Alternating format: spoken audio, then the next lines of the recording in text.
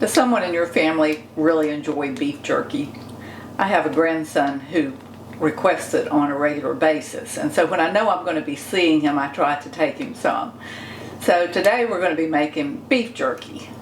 We're going to use this frozen London broil. I've had it in the freezer a couple of months. We're going to pop it in the microwave and partially defrost it, which will make it a lot easier to handle.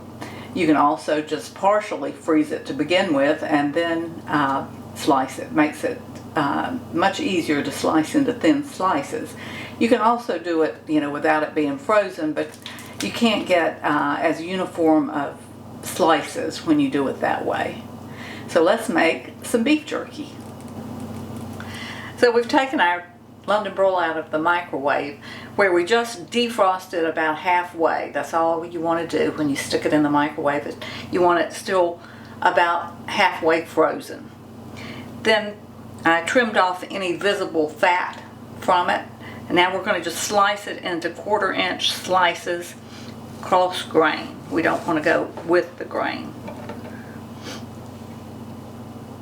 And this is a London broil, as I said. You can use different types of meat. Olive round works real well for this. Something like a sirloin you can use, but it makes a softer jerky. If you like your jerky with a little bit of chew to it, you want to go with a tougher piece of meat.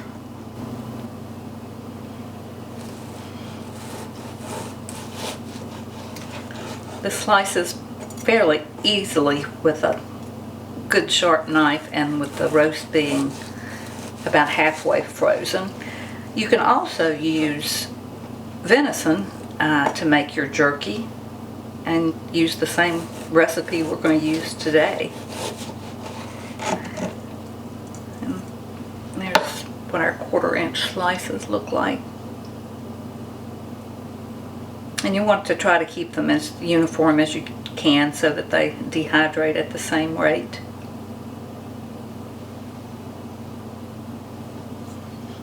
So we're just going to finish slicing this, then we'll make our marinade. We'll get this in the refrigerator. We're going to leave it overnight, and then tomorrow morning we'll get it in the oven.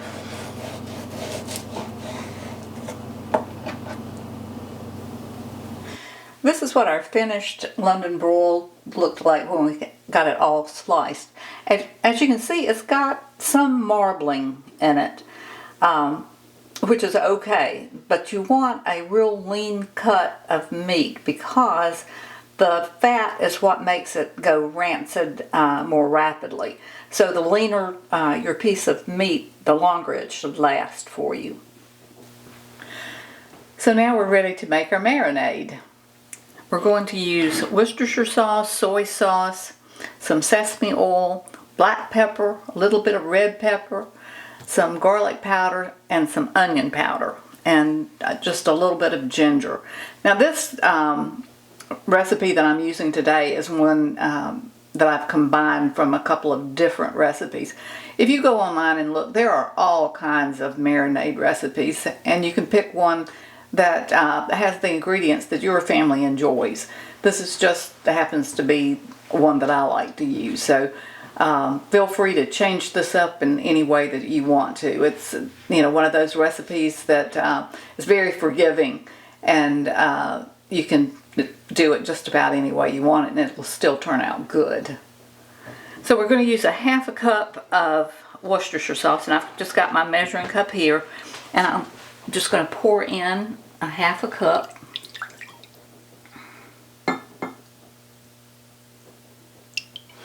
And then we're going to use a 1/2 cup of soy sauce.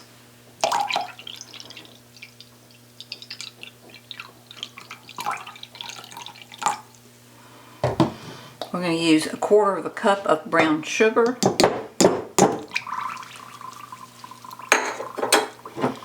We're going to put in a teaspoonful of sesame oil. And this just gives it more of that teriyaki flavor. We do like the teriyaki flavor, and we like it to have just a little bit of sweetness and a little bit of heat. So the brown sugar is for that sweetness, and the red pepper is going to be for that heat. We're also going to put in about a teaspoonful of black pepper. And about a quarter of a teaspoonful of red pepper flakes. And you can adjust this, you know, putting more or less depending on how much heat your family likes. Then we're going to take our teaspoon and put in a teaspoonful of powdered ginger. You can use fresh ginger if you want. We're going to put a teaspoonful of our garlic powder.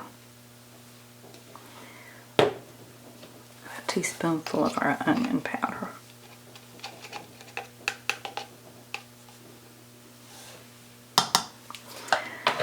And then all we're going to do is take our whisk and whisk these together till they're blended. Your sugar's dissolved and your spices are blended into your soy sauce and your Worcestershire sauce.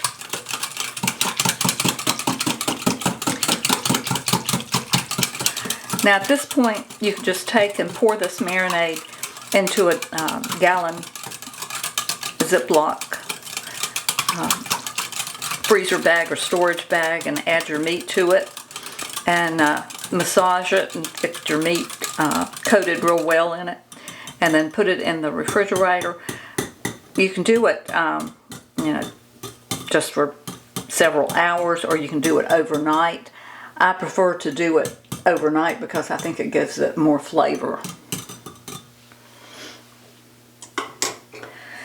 And if you don't want to make your own, you can buy a bottled teriyaki sauce. I'm not particularly recommending this particular one, but you know, there's all kinds on the market. So if you have a favorite, you can just purchase it and just pour it over your meat and pop in the refrigerator and you're good to go.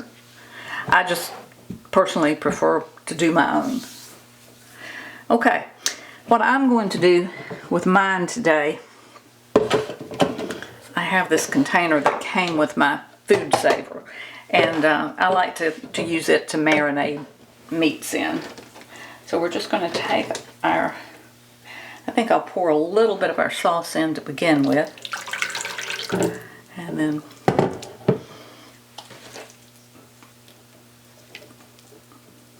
put some of our meat,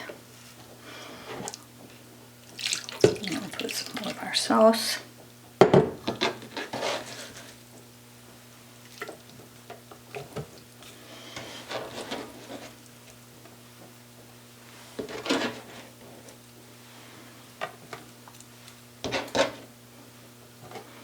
Finish pouring our sauce in.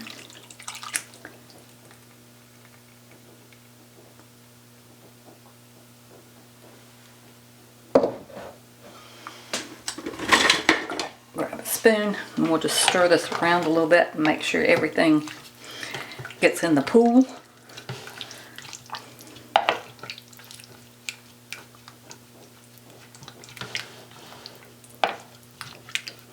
Okay, now we'll get the food saver ready and I'll show you how we're going to vacuum seal this.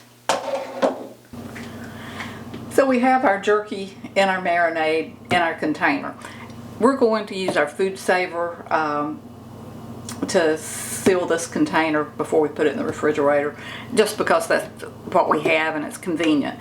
But again, you can use a Ziploc bag, you can use any kind of container that has, you know, a good seal on it, because you don't want this leaking in your refrigerator. You're going to want to take it out occasionally and give it a little shake or a little massage with your hands if it's in a plastic bag, just some way to make sure that your jerky stays in contact with the marinade while it's in the refrigerator. So with this one, this little accessory just sits over this little seal, and when we turn it on, it will vacuum seal the container. When that happens, this little valve here will suck downward, and that's how we know that it has sealed.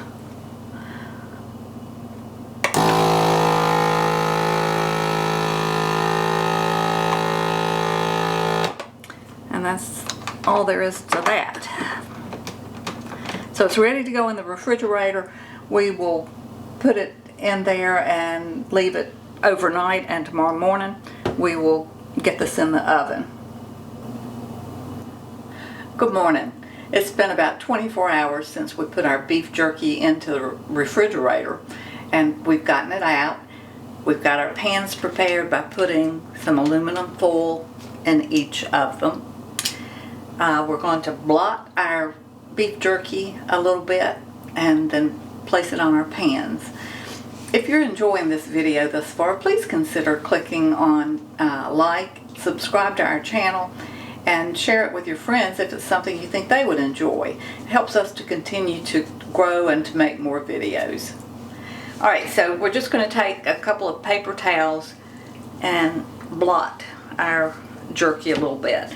After I put it in the colander and set it in the sink and let it drain for a few minutes, we put it on a paper plate and set it over here so any leftover drips could be caught by the plate.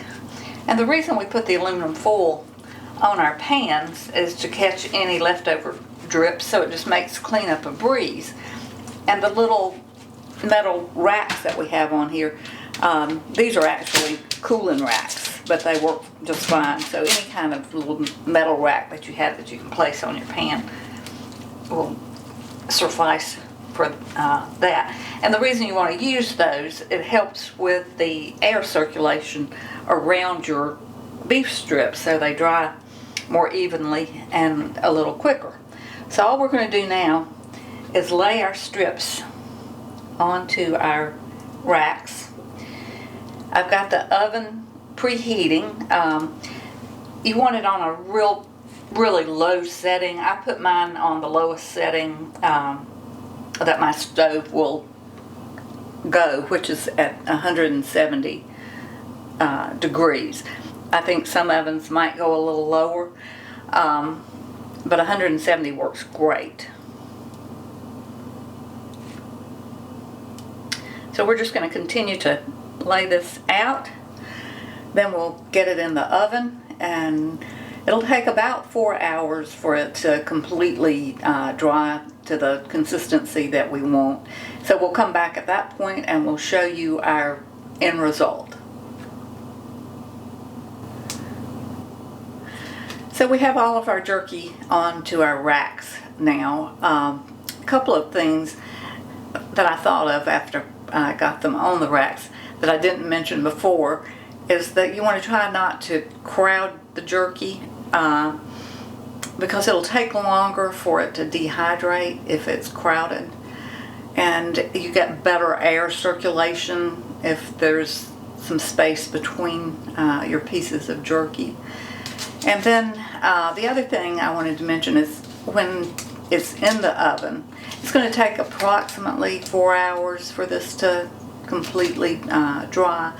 After 2 hours, if you want to get more consistent drying of your jerky, open the oven, take out your pans, rotate them front to back and top to bottom, moving the pan that's on your top rack to the bottom and the pan that's on your bottom rack to the top, and that'll help with the drying process. So our jerky's been in the oven for about 4 hours, and I've just taken it out. And let's tear into a piece and see if it's good and dry. We'll get one of our thicker pieces.